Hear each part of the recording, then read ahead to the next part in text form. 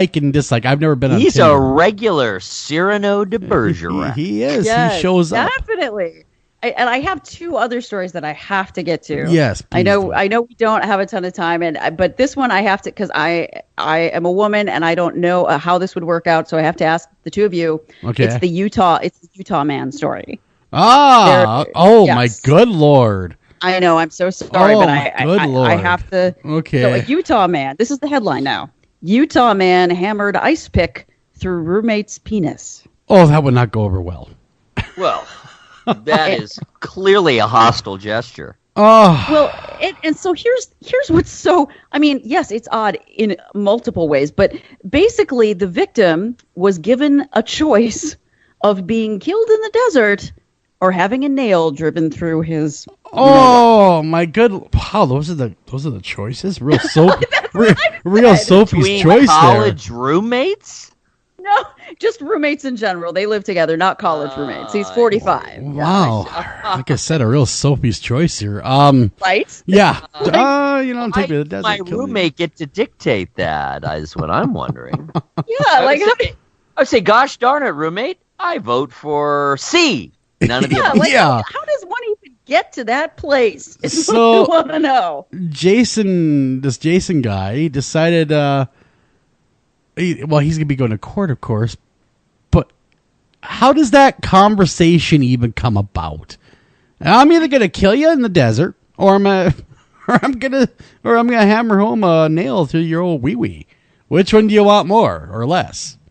So here is okay. So I'm gonna ask you guys for sort of this pragmatic sort of choice, right? Sure. Now, do you choose the second choice, which the roommate did, because clearly the nail was driven through it, but that's what he chose. Now, do you choose the first thing and like risk the thought of trying to get away as he's driving you out to the desert? How do you handle this?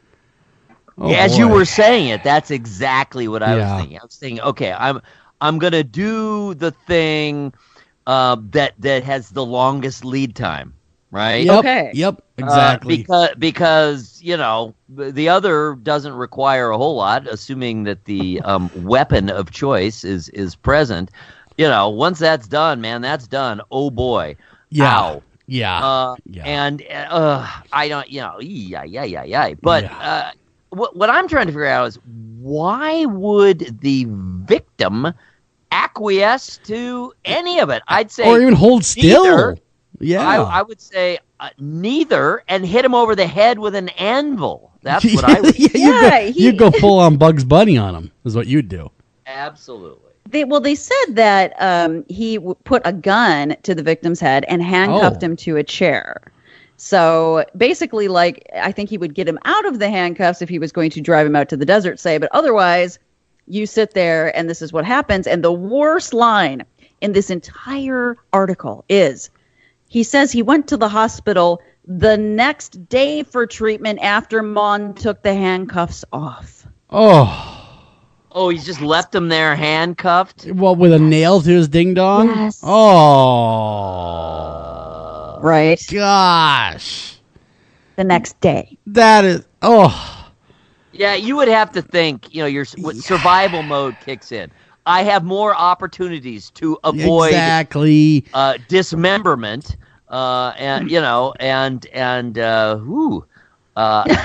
castration, I guess. I don't know.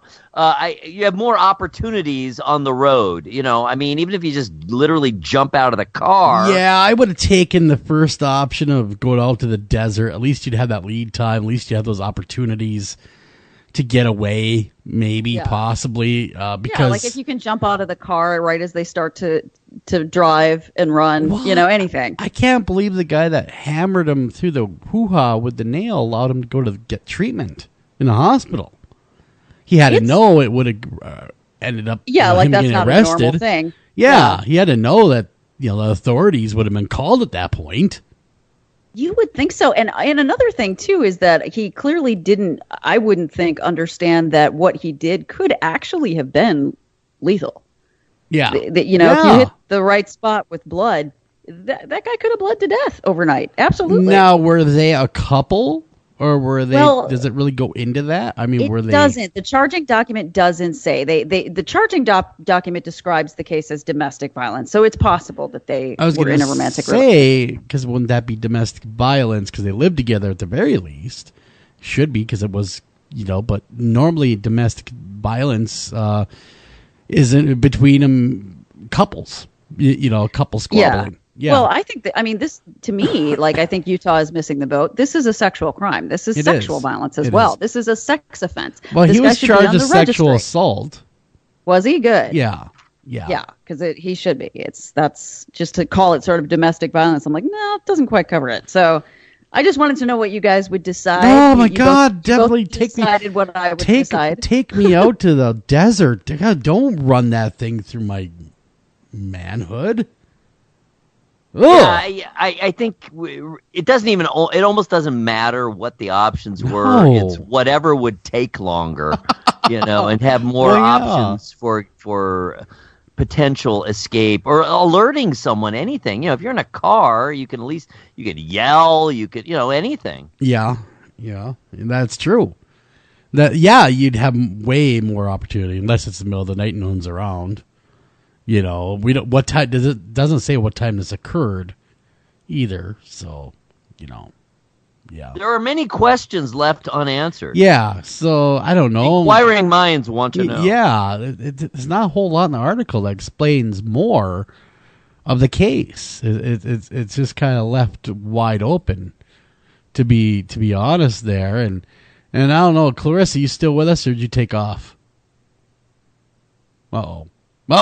We might have to talk amongst ourselves here, Eric. Well, I guess she's having connection issues, is what she said there. Yeah, so let's try to reconnect her really quick. We'll just kind of talk amongst ourselves here. But, Eric, I definitely would not want to be having to make that hard decision. No, it's such an odd situation to be put in, and I really would like to know the circumstances. I know, right? I mean, it almost sounds like this guy thought he had it coming. You know what I mean? To acquiesce. Yeah. Well, the next headline, though, we'll go ahead. We'll keep going. North Dakota man pleads guilty to stealing forklift to kill Donald Trump. Does that make any sense at all? North Dakota. Hello, Dr. Cole. We were forging forward without you, and we are currently on North Dakota man. I just read the whole, just the headline. So that's all. Yes, the guy that stole the forklift. Yes, to kill our president. Yeah, it's interesting. That reminds me of that scene. Remember A Fish Called Wanda? Yes. Where Ken is coming to kill me. And what is it, Kevin Kline? Isn't he stuck in the cement? And Ken's coming after him because he keeps killing off the dogs or whatever it is. It's the pets. It's all he cares about. He doesn't care about the people. He cares about the animals. It's the animals. Oh, that's such a funny movie. I'm going to have to watch that. So this guy, I'm confused. His name is Gregory Lee Linegang, 42, of Bismarck. He steals a forklift. Sure. And somehow enters the presidential motorcade route. What? Yeah, right. But I mean, what do you do to stop it? You see a forklift coming. What are you gonna do? He was apprehended after the forklift actually got stuck. Don't mind me. I'm with the motorcade. Yeah, and I love how in North Dakota they still use stripes in their prisoners. Yeah, I know, right? Yeah, I have not seen that the stripes look old too. It looks like that has been around a long time. So the guy steals this forklift and says, "Yeah, I'm going to kill the president." And so he gets in the actual motorcade. Wow, and you'd think that he would have something like a Tommy gun with him or something, but no. The intent was to get to the limo and flip the limo to kill the president with a forklift. Wow, I don't think he thought that through very well. It's a convoluted plan. Yeah, that's a lot of moving parts to go wrong there. And all moving slowly. Very slowly. How fast is this forklift? I don't think I've seen one that goes much over 10 miles an hour. Yeah. Whoa, look at that forklift go. Yeah, look at that guy go. He's on a mission. Must be driven by a guy with an ice pick in his penis. Yes. That's how fast he's moving. He's moving with purpose. So, I think that this makes the most sense because he had a public defender, and she said that her client was suffering from serious psychiatric crisis during this incident. And I would be inclined to agree because... You got to be pretty far gone to even think this plan would work. Yes. I agree. But hey, he made it to the presidential motorcade, so did pretty good. He's lucky he's alive. Yeah, he is. He's lucky the Secret Service just didn't, put a couple in him. But maybe the Secret Service was like, what is that? What is that thing coming our way? Really slowly. It's Ken coming to kill me. It's just, what do you slowest assault ever. Unbelievable.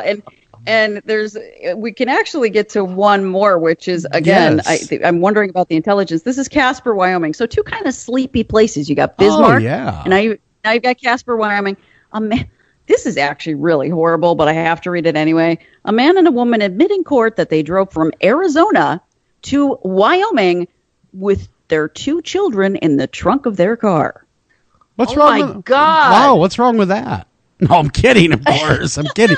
I once went across country in the back of a station wagon. But that's not quite the same. No, I used to ride in the back of my parents' station wagon all the time. That was back before seatbelt laws. Yes, it's beautiful. Awesome. It's a wonderful time. Wonderful time to be alive when you could be in the back. A wonderful, dangerous time. It was a wonderful time. And we all survived now, didn't we? We did, yes. Well, luckily. But the sheriff, they get arrested. The sheriff's officials say a third party told them that the children reported riding in the trunk for much of the 900-mile drive while the 2 German shepherds sat in the back seat. Oh, my.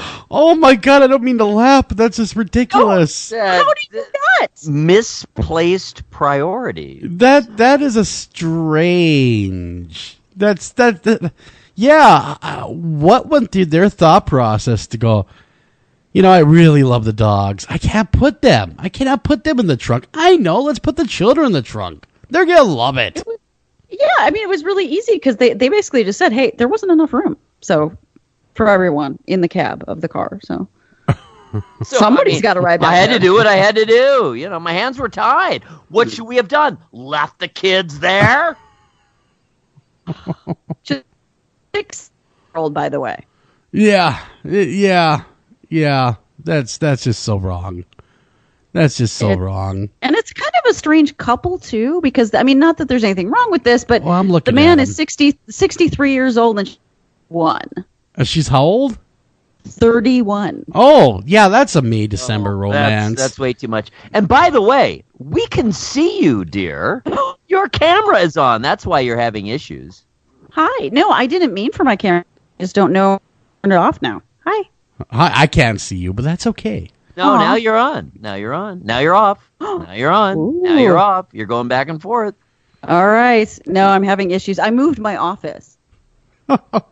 No good ever comes from moving the office. We got to get out of here. We have to go to break. We come back. We're going to be talking about, Sarin nerve gas and you. Don't go anywhere. We'll be right back. Okay. Not literally you. You don't get hit by Sarin nerve gas, but the collective you. Exactly. We'll be right back right after this.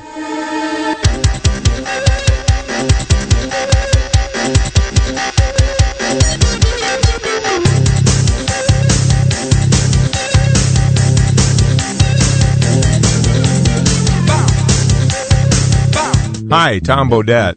If you can hear me, then you have an internet connection, which means you can do cool things online, like listen to streaming radio, obviously, or watch a video of a monkey washing a cat. Let your freak flag fly.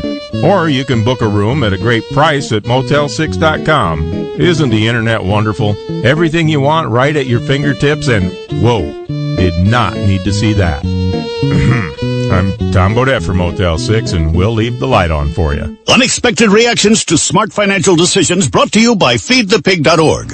Well, I finally did it. My student loan is totally paid off. I can't believe it. I can't believe it either. I paid more than the minimum each month, and soon enough, it was gone. So you're just giving up? Giving up on what? The life of luxury. Egyptian cotton, caviar Thursdays, designer every